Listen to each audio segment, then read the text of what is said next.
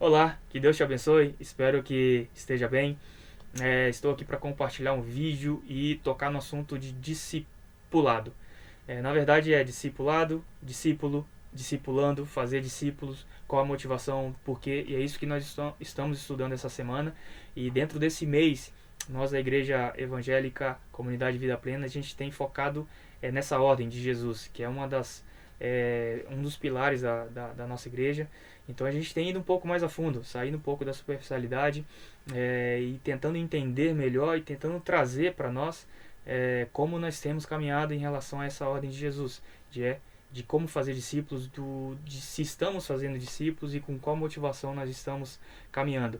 E hoje quero trazer para vocês algumas perguntas, perguntas que, sendo bem honesto, me confrontaram bastante. E eu acredito que se você tirar um tempinho e realmente refletir sobre cada pergunta e realmente buscar responder cada pergunta, eu acredito que vai te confrontar também, porque inicialmente parecem perguntas simples de serem respondidas. Mas eu confesso para vocês que quando vocês tiram tempo e começam a refletir, percebem que não é tão simples assim e acaba te trazendo bastantes insights, bastante reflexão a respeito de como você tem caminhado em relação a essa vida de fazer discípulos. Então vamos lá. Antes de iniciar as perguntas, eu gostaria de deixar aqui a passagem referente do dia, que está em Tiago 3, versículo 1 até o 12, mas eu gostaria só de ler do 10 ao 12, que diz assim: De uma só boca procede bênção e maldição, meus irmãos, não é conveniente que essas coisas sejam assim. Acaso pode a fonte jorrar do mesmo lugar o que é doce e o que é amargoso? Acaso, meus irmãos, pode a figueira produzir azeitonas ou a videira figos? Também pouco fonte de água salgada pode dar água doce. Tiago está nos alertando aqui de algo que, se eu e você analisarmos bem, é, é o que nós vivemos. Sem ser hipócrita, sem ser. Sendo bem honesto comigo, e eu acredito que se você for honesto com você mesmo, há dias que a gente abençoa, há dias que a gente acaba não abençoando, e é algo que a gente precisa se atentar. E dentro do que a gente tem estudado em relação a fazer discípulos, existem algumas perguntas, e é justamente por esse motivo que eu estou gravando esse vídeo, porque toda sexta-feira está sendo um vídeo referente a tempo, a pausa para reflexão, a pausa para analisarmos o que nós estamos ouvindo e não só analisarmos de um contexto geral, mas analisarmos de um contexto pessoal, meu para com Deus, meu de como eu estou caminhando, de como eu estou vivendo. E começa a pergunta número 1 dizendo assim, exatamente o que eu estou dizendo: reserve um momento para examinar o teu coração, reserve um momento realmente para perceber que são perguntas simples, mas as respostas não são tão simples assim. Vamos lá, responda com toda honestidade. Por que você quer fazer discípulos? Você luta contra o desejo de fazer as pessoas perceberem seus atos? É, quem tem acompanhado é um dos estudos, é um dos pontos que a gente tem entendido. Com qual motivação você tem buscado fazer discípulos? Se você tem feito discípulos, com qual motivação? Será que tem sido a motivação certa? Será que tem sido a motivação dentro da palavra de Deus? E pense sobre isso e responda para você mesmo por que você quer fazer discípulos. A pergunta número 2 é baseada no texto que eu acabei de ler, mas do versículo 1 ao 12, que diz assim: a pergunta: e medite no alerta desse autor. De que modo essas poderosas palavras impactam você? Em que aspecto você precisa ajustar sua maneira de fazer discípulos? E é exatamente o que eu estava dizendo. Quando a gente percebe que o que nós lemos é o que realmente nós vivemos, de ter uma fonte que jorra muitas vezes de dois tipos diferentes, uma água doce e outra água amarga. Uma hora a gente abençoa, outra hora a gente amaldiçoa. Já é um alerta de que realmente a gente precisa se atentar de como a gente tem caminhado. E como eu disse, são perguntas que parecem simples, mas tem um contexto muito grande por trás. Eu creio que tirando tempo para analisar, sem dúvida há de ser bênção para você, como alerta, como orientação, como uma autorreflexão de melhoras, do que precisa ser mudado. Pergunta número 3. Até esse momento, você poderia dizer que seu desejo de fazer discípulos tem sido motivado pelo amor? Lá em 1 Coríntios 13 fala muito a respeito do amor.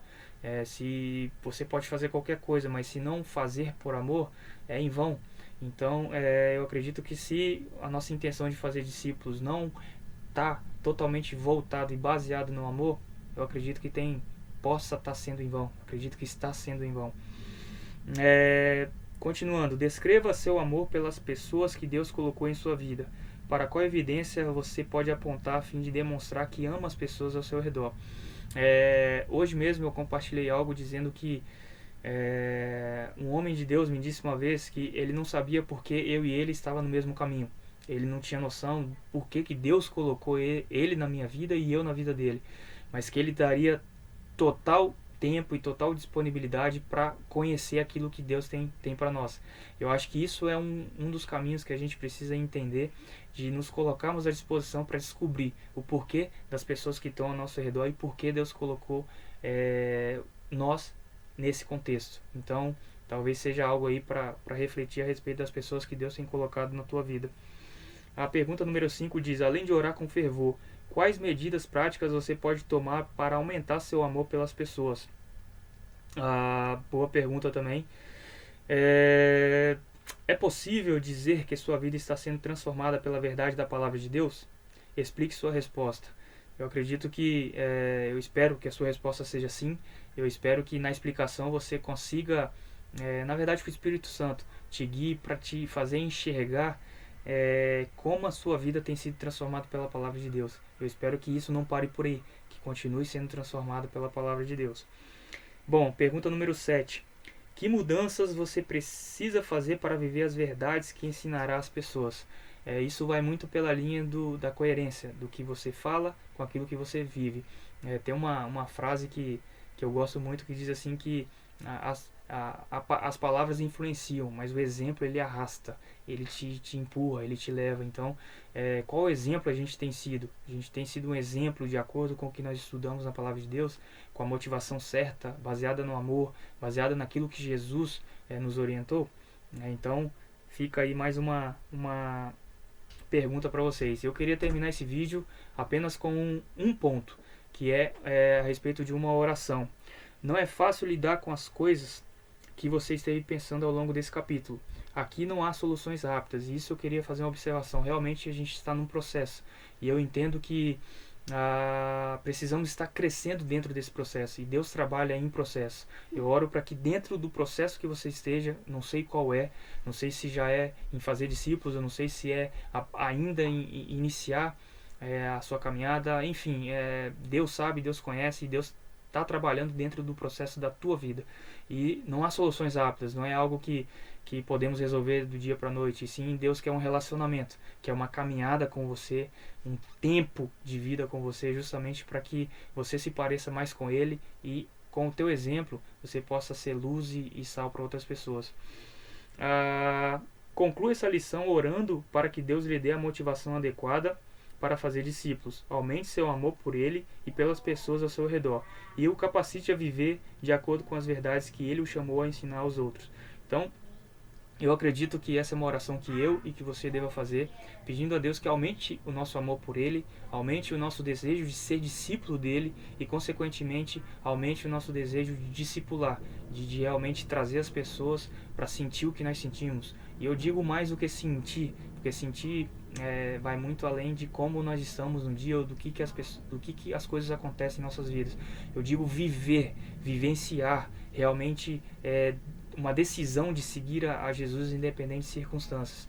Então, que essa seja uma oração, que nós alcancemos um coração agradável a Deus, que nós alcancemos algo com uma motivação baseada no amor, baseada na palavra de Deus, não fazendo discípulos com a motivação errada, e justamente fazendo discípulos com a motivação que nós aprendemos em Jesus.